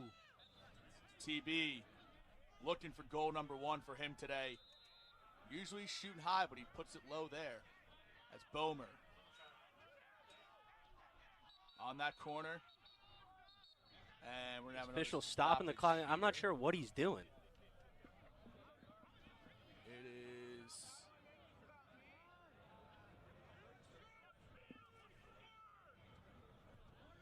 even have words here with the stat personnel, but again, Brendan looks like here. Again, 58 on the shot clock. This man up's going to expire soon. Shipley's going to release from the midline. Now, if St. Joe's can get one here, it's going to be getting interesting down the stretch. Yeah, Shane, 12 minutes to go. A lot of ball game left. Oh, I mean, plenty of game. Nobody's got anything to do tonight. It's Wednesday night lacrosse. Tomorrow's Thursday, then we get the weekend. I mean, it's always my weekend, but nonetheless. So they're having, it's a shot clock question, I believe. Mike Murphy's not happy with something over there, the longtime Penn coach. And the Penn faithful. The Hawk faithful. I mean, it's getting pretty rowdy down here. Shane, this place is packed. Sweeney Field is absolutely packed right now. Short time on this man up as Campbell's going to stay out there. Got it, St. Feet inside Page, unable to. He's going to get tipped. Penn swarms him. Big hit. Another big hit. That one's out of bounds. St. Joe's retains possession. Everybody wants it, Shane. Intensity is picking up. That's a fresh 80. Get your midi, your correct offensive personnel on. Get the man-up guys off the field. So now St. Joe's 2 for 4 so far on the man-up opportunities. I guess we go 2 for 5 if we count that other penalty when they were 5 on 5. It looks like they are going to change the matchups. They're putting the pole on right now. Tucker Brown and Dwyer draw the shorts. But again, Penn shorts, they might as well be poles. So now Tucker Brown's got a short. Bits, he's a lefty. He wants that left. And he gets that left! Tucker Brown! You knew it was a matter of time before 6'3" was going to find the back of the net. He's patient, rolls to his right, rolls to his left, sweeps back, and uncharacteristic of 6'3", he goes low. Watch this, comes down, shake, roll, sees the slide coming, and dodges the slide and shoots through the stick. If you're the Penn defense and Peter Blake there, just throwing your stick in there isn't going to do it. You got to get him off his line, use your leverage, and drive him off. But again, Tucker Brown's not a small man either. It's the same thing you see with Hanley. He does the same thing that Tucker Brown just did right there. 2 great midfielders. Zach Cole, easy win forward. And Cole able to keep it here by Anderson. Open net. Carroll's out of the net. Step down, 4-7. High heat. Carroll again. Up. Big time save. That's 2 pole saves for Carroll. Poles are going high on Carroll, and he's got their number. St. Joe's, I think they're going to scrap any long pole shooting here in the foreseeable future, Brendan, because Shane, hips and pits. Hips and pits go low, go offside. Goalie's instant reaction when a pole comes is to just punch their hand to the sky and hope for the best. Right. But you could have just had a nice possession to go man up. So I think, they're going to start valuing these a little bit more so as we get to see this Penn offense again. And here's Hanley on that far side. Switches, rings the pipe. Shane, the whole net shakes when Sam Hanley hits the pipe. As he is dialed in here, him and Gergar got to know where they are at all times. Speak of the devil up top, here's Gergar and Virch. They've been having some fun this afternoon, and St. Joe's going to try and keep the matchups. If you've noticed, Shane, with the injury to Andrew Chilson, we see number 18, Matt Popek, switch from LSM to short stick D midi, showing the versatility that number 1-8 can have for the Hawks. Tough task. Virch on the corner. He's right in Gergar's hip. Leaves it there. Turns the corner. Sealy, big save up front. Burnham. Clemens with a big-time ground ball. The NEC All-Conference twice first-team selection. Makes his presence known, and the Hawks are coming in transition. Throws over to Carter Page, who's going to settle it down here. Great save there by Sealy. Good defense by the Hawks, tightening up here in the fourth quarter. Both defenses, Shane, have tightened up here in the second half. Right, we said both teams easily going to be able to get to 10. What goal amount wins it here tonight? Is it 12? Is it 13? Do I dare say 14? Just stay tuned and find out. I mean, what more could you ask for? Lights are on. Philly rivalry lacrosse. Tie game, fourth quarter. As William King dancing behind the net. 25 on the shot clock. Here's Bomer. Got the short stick. Throws it through. Anderson. nonchalant. Tough to get it out of his stick. Anderson, the lefty, carries under 10. Boomer to Page. Page for that corner. And he, just like Hanley, rings the pipe. And that pass is going to be caught here by Bond in transition. And Page unable to connect on that one. Watch transition here. Penn's got numbers. You got Piper Bond. He can play offense. Both teams trading rings off the pipe here. Goalies best friends. This game has lived up to the hype. Penn looking for win number 2 on the year. St. Joe's looking for win number 4. Both these teams have a tough task on Saturday as part of round 2 of the Philly 4 Classic. Peters chases. Big hit by Verts, and that's going to be I'm going to guess a 2-minute non-releasable on that one. And there's a feed picked off by Burnham, and now St. Joe's going to be going man down here. So, Shane, the problem with that penalty is his hands were apart, and he came in with the cross check. And, yes, he got him in the chest, so it wasn't in the head or the neck area, at least from my vantage point. But you can't have your hands apart. If you're going to do that, you need to be shoulder to shoulder and drive through, or you're going to need to be shoulder into his chest. You can't have the hands apart there. Costly penalty.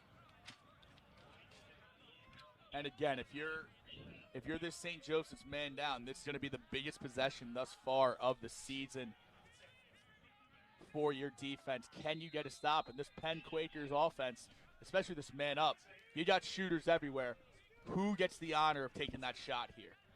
Do you want Hanley shooting it? Do you want Gergard? Do you pinch the pipes? Does Rubin get a little bit of the action?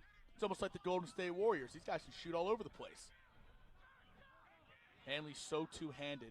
He steps in, and Hanley delivers from about 15. Beats Sealy high to high. Shane, no one steps up to play Hanley. He's just wide open, standing there. You know, he looks around. I think he's even a little surprised that no one steps up. Hanley gets his third of the day, as you see here. And look at the St. Joe's man down, right? They're slow to rotate. Two guys say, oh, you got it, I got it, you got it, I got it. And that far defenseman doesn't even rotate over. And you're going to let one of the best 5 players in college lacrosse get his hands free. 12-11. We'll be back after this.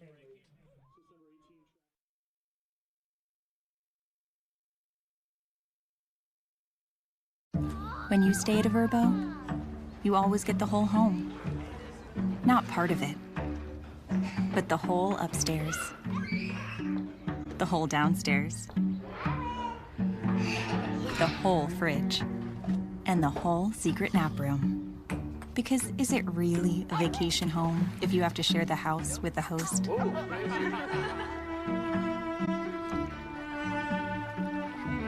Only with Verbo.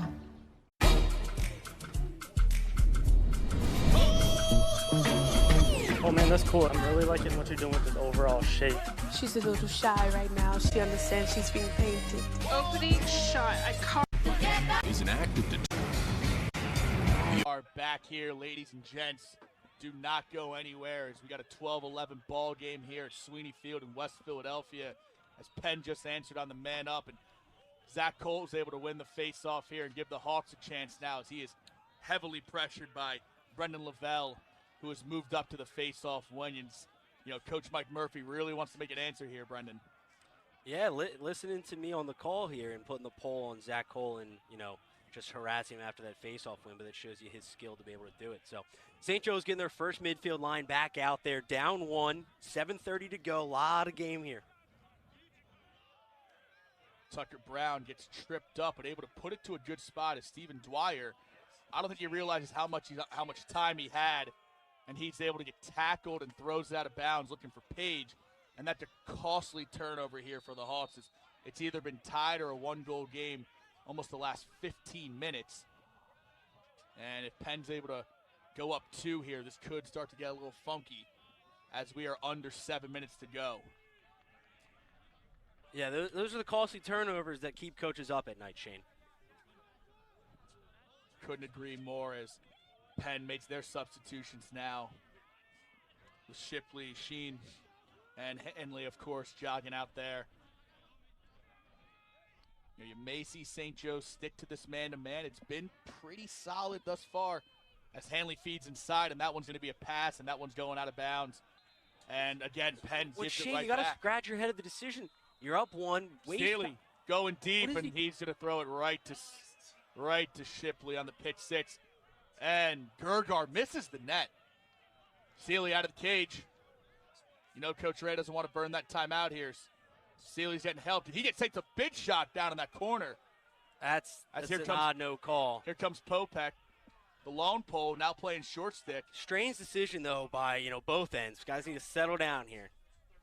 All right, these guys are jacked up. I'm jacked up here in the booth. Brendan, you're jacked up, right? We got big-time lacrosse here on a Wednesday. This is hump day lacrosse. St. Joe's going to go with a little mixture. As they go with Captain Duran up top. Looks like they're going to slide in Tucker Brown to the second midfield line just to keep his touches. You can see the intensity of this game. Penn's D-mids are screaming from the box, cheering their guys on. The Hawks sideline's been going nuts. It's Duran with a little stutter step over to King. They got 30 on the shot clock, and they're going to go for the invert here and attack these Penn short stick D-middies as number 4's out there for them. Usually you see Piper Bond out, but again, King makes a miss just wide off the pipe.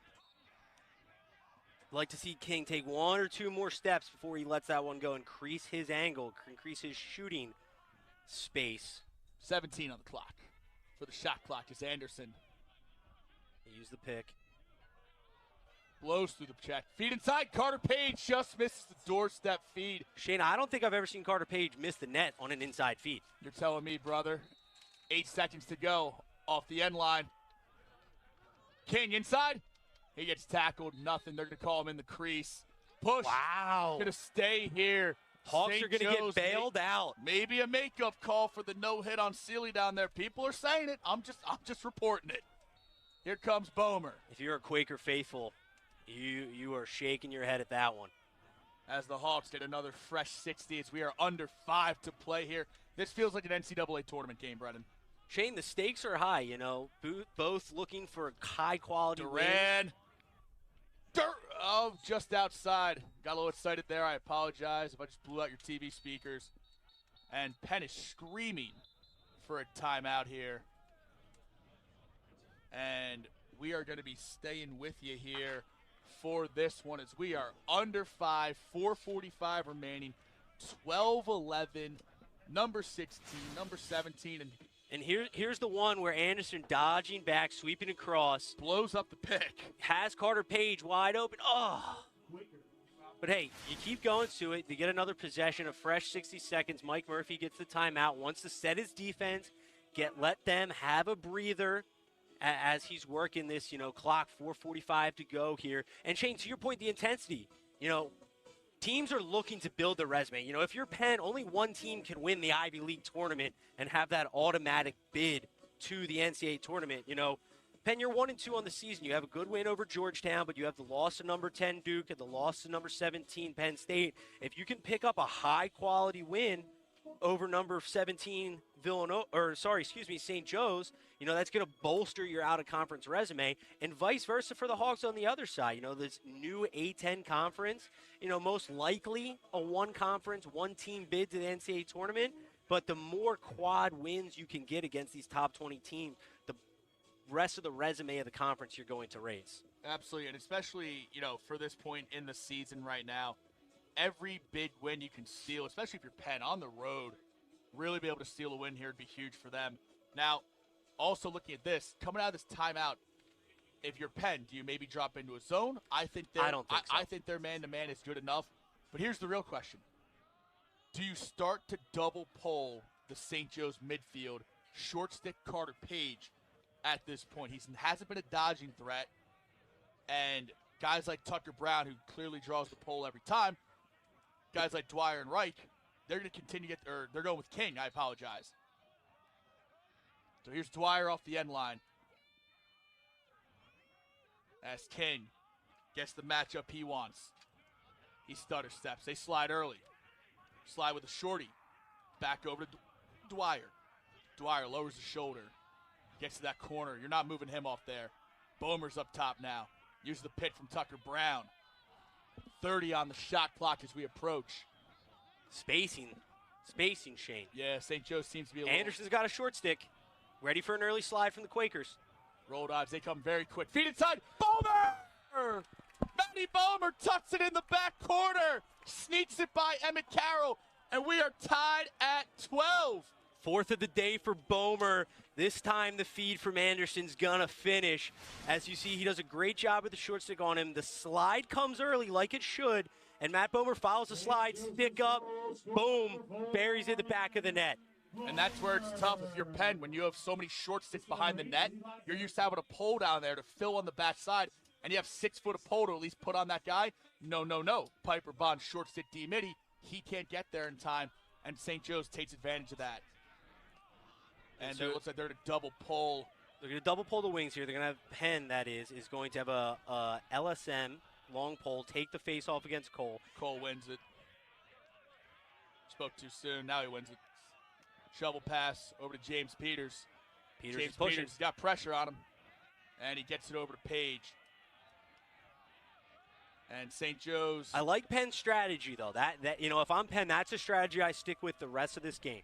Get the 2 poles up there. If the ball's on the ground, try to muck it up as much as you can, especially with those 2 violations on you. And it really shows, though, the skill that Cole has to win the clamp, flip it back to himself, not get called for withholding either, and be able to run to space. So got to tip your cap there, as right now, again, St. Joe's looking to attack these short stick D-middies behind.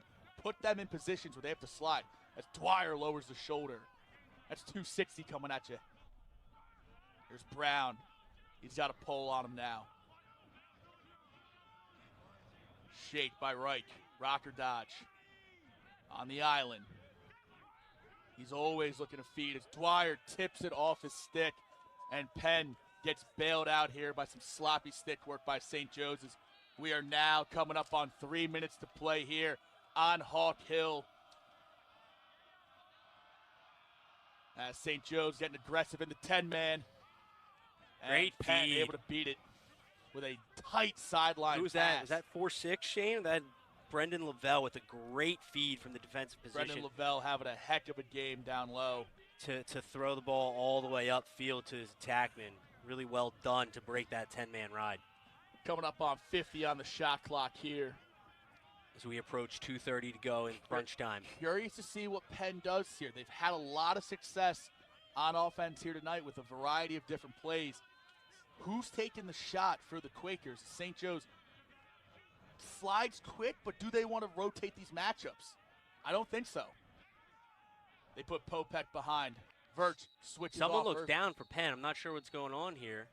And someone is down intensely on that far sideline. Interesting. Seems to be a non-contact injury. Not sure what's going on. Maybe a weird step. You never know with how things are. But and he's going to get some time here. As both defenses are going to huddle up here, kind of a free time for Mike Murphy to talk to his team. And Taylor Ray the same. Offense, to speak with them as well. But Shane, 2:14 to go, 28 on the shot clock. This is crunch time. This is where games are won. This is where seasons, come and go. And, big game here, big moment as we're going to get a round of applause. As he's able to get off there with a little bit of help. It looks like it's Dylan Gregar, Shane, which is very unfortunate for the Quakers. You hate to see an injury, especially to one of the best players on Penn's team. Really unfortunate for him, and we wish our best to Gregar. He had a heck of a game thus far. Hope it's nothing serious. But Dylan Gregar had an absolute day here on Hawk Hill, and Penn is going to take over with 28 seconds on the shot clock, all tied up here at 12. And Hanley's got to be the focus, Shane. I'm not letting him catch the ball.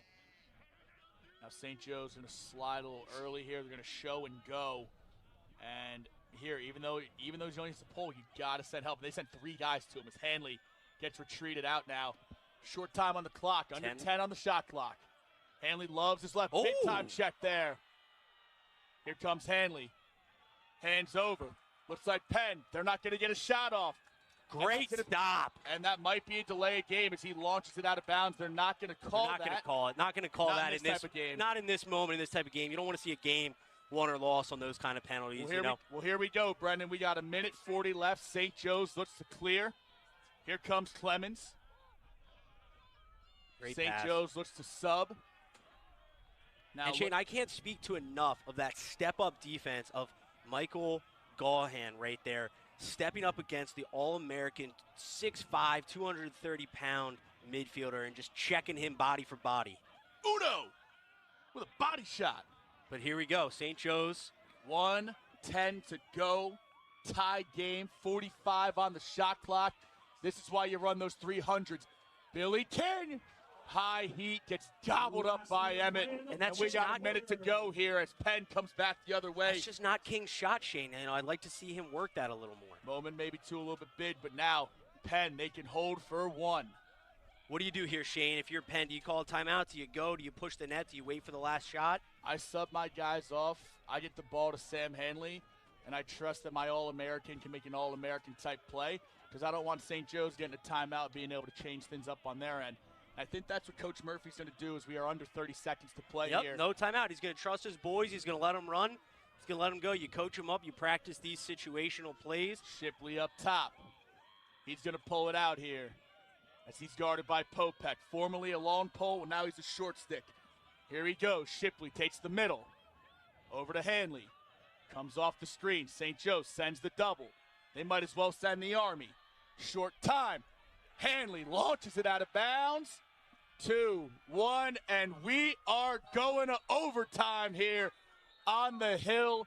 Sit in the recliner, put your feet up, grab a beverage. We got overtime and free lacrosse here on Hawk Hill.